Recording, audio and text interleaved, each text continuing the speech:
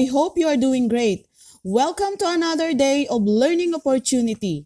I am your teacher Jollifer Verdin, and I will discussing with you another topic in MAPI Health 7. This is all about the nature of common non-communicable diseases. But before that, let us look first for today's lesson's objectives.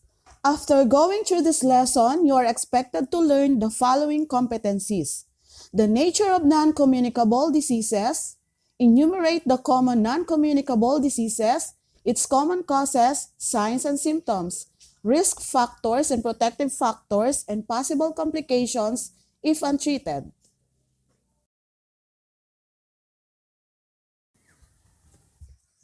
To start our lesson, I have here an activity for you. 4 images are shown below. What you are going to do is to scramble the letters, guess the theme of the images, and write your answer on your notebook.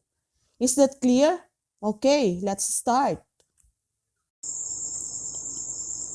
Look into this picture.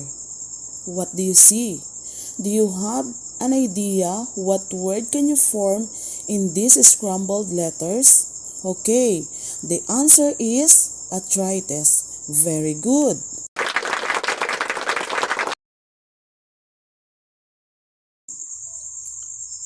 Take a look in the second picture. What do you see? Okay, the answer is diabetes. Correct.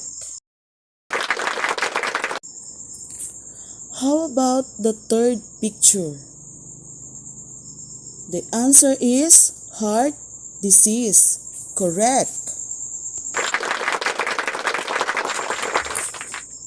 And the last picture, the answer is allergy. Excellent.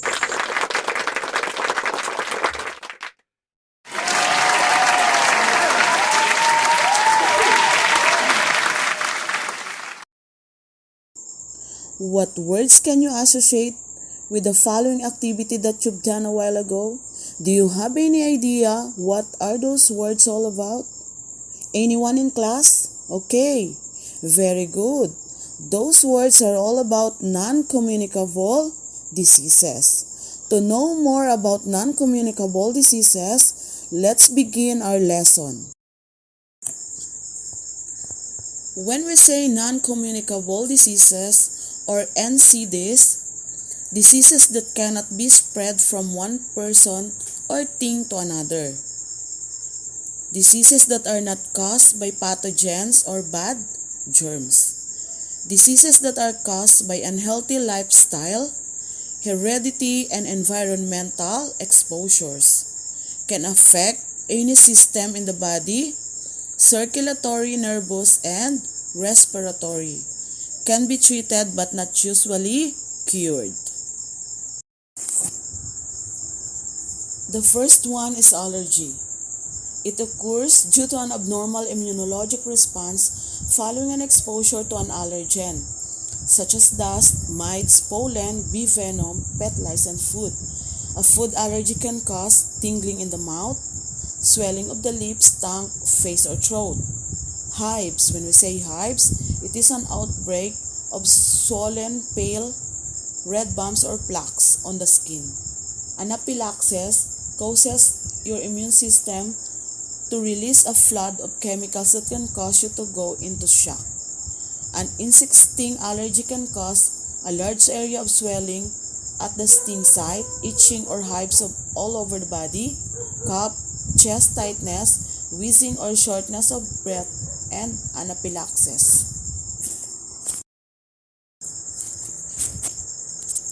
The second one is asthma. It is an inflammatory disease of the airways to the lungs. It makes breathing difficult and can make some physical activities difficult or even impossible. Asthma may be prevented through lifestyle changes and medications. The signs and symptoms: shortness of breath, wheezing, coughing, chest tightness. The third one is cardiovascular disease.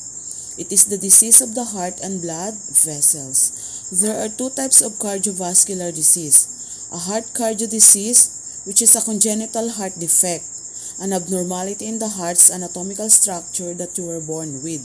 Example, the heart is located at the right of your chest, the heart's position is opposite. Another common congenital heart diseases are ventricular septal defect, atrial septal defect, and atrioventricular septal defect. The second types of heart disease is what we call the vascular blood vessels disease. A stroke most commonly occurs when a clot blocks a small vessel in the brain and thus brain cells die due to lack of oxygen supply. It is an emergency. Once you observe signs and symptoms, call for help. The American Stroke Association uses the acronym FAST to detect early warning signs of stroke. Look for F, face dropping, A, arm weakness, S, speech difficulty. Once detected, it is time to call 911 or any local emergency hotline. Number 4 is cancer. Cancer is caused by abnormal cells growing without control. They form masses called tumors. According to National Cancer Institute, cancer is a genetic disease. It is caused by changes to genes that control the way cells function, especially growth and differentiation. Genetic changes that cause cancer can be inherited from parents or may arise during a person's lifetime as a result of errors in DNA replication caused by certain environmental exposures. Cancer-causing environmental exposures include substances such as the chemical in tobacco, smoke, and radiation, such as ultraviolet rays from the sun. Number 5 is diabetes mellitus. It is a disease that prevents the body to convert food into energy.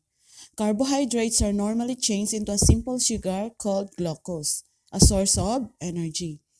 Insulin, the hormone produced in the pancreas, regulates the level of glucose in the blood. There are two types of diabetes. Type 1 diabetes mellitus is the result of little or no insulin produced by the pancreas. This can be due to a defective immune system which attacks and destroys the cells that produce insulin. This kind of diabetes usually begins before the age of 40. Type 2 diabetes mellitus is the result of too little insulin produced by the pancreas or failure of the insulin to function normally. Most often it begins in overweight adults.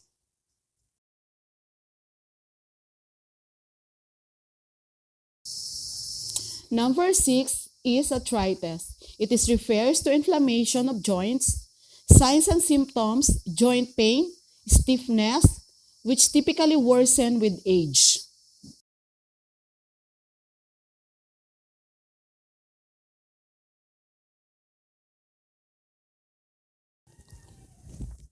Number 7 is a kidney or renal failure. It is a medical condition in which the kidneys fail to adequately filter the waste product from the blood. It may be caused by an underlying primary kidney disease, a complication of untreated or uncontrolled comorbidities such as hypertension and diabetes, and or a result of nephrotoxic substances. Signs and symptoms: itching, muscle cramps, nausea and vomiting, not feeling hungry, swelling of face, feet and ankles, too much urine or not enough urine, and trouble sleeping.